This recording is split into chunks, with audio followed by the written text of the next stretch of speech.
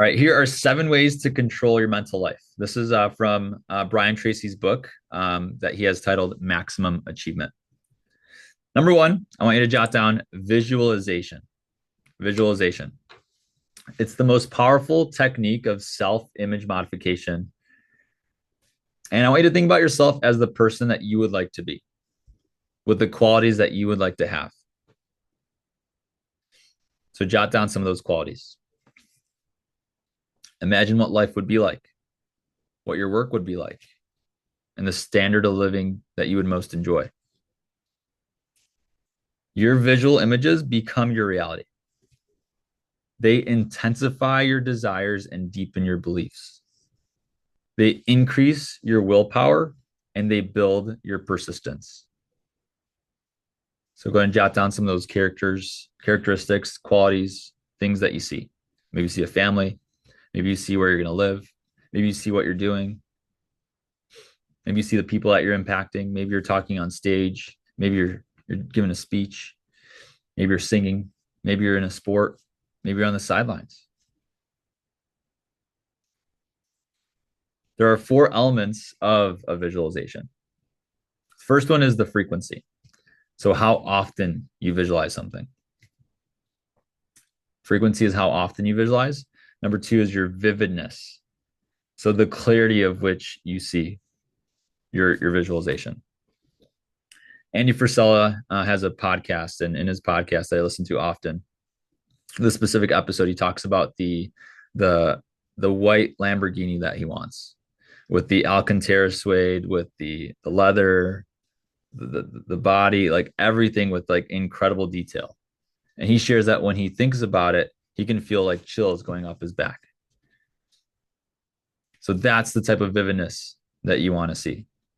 He also visualizes himself going to a private jet and feeling the wooden handcrafted rail, like getting into the jet, the seats, how comfortable they are, what they're made of, how it looks in the jet.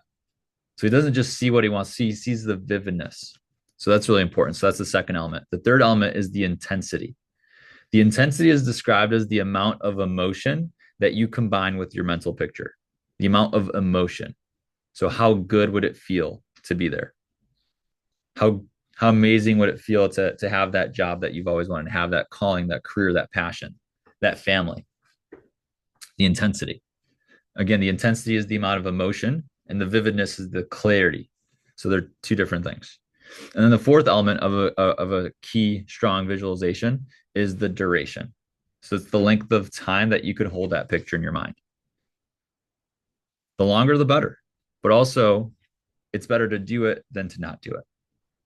So just know that frequency, vividness, intensity, and duration are really important with number 1, which is visualization.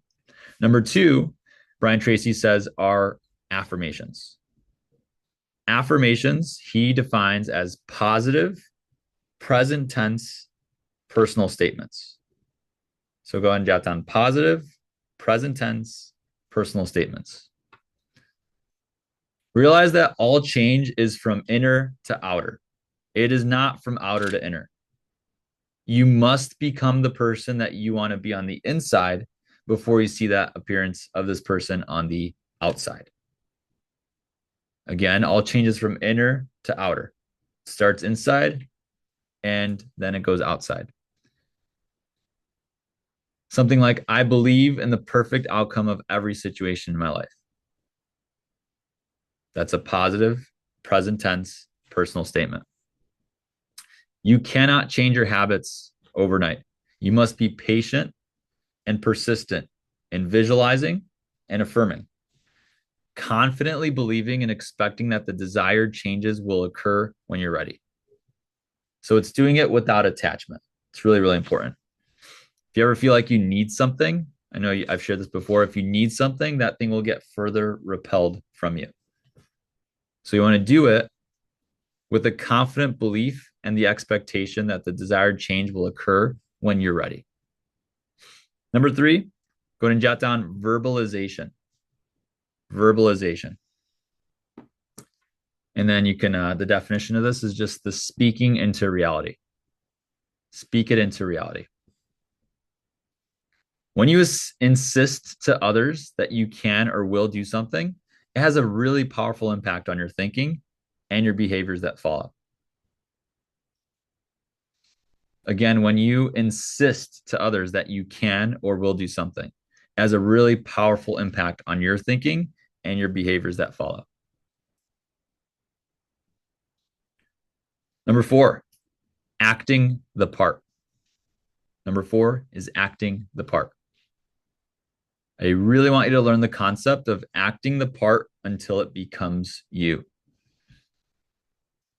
When you feel positive and optimistic, your feelings will generate actions and behaviors that are also positive and optimistic. The opposite is also true. If you do not feel positive, but you act enthusiastically or cheerfully anyway, despite how you feel, guess what? Your positive behavior will generate positive feelings, just as your positive feelings generate positive behavior. So your feelings and your behavior are reversible. Again, when you feel positive and optimistic, as you know, your feelings will generate actions and behaviors that are also consistent with that. But if you do not feel positive, but you act enthusiastically or cheerfully anyway, you will start to generate positive feelings, and that will turn into more positive behaviors. Number five, feeding your mind. The more you learn, the more confident and capable you feel. So as you improve your inner understanding of something, you will improve your outer results. Really simple. The more you learn a specific topic, the more confident and capable you'll feel. And as you improve your inner understanding, you also improve your outer results. Last two. Number six is associating with positive people.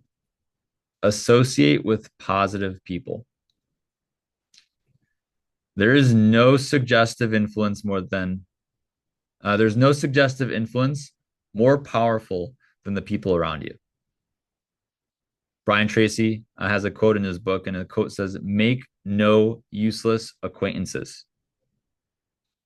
Make no useless acquaintances. Everyone in your life that you interact with influences you.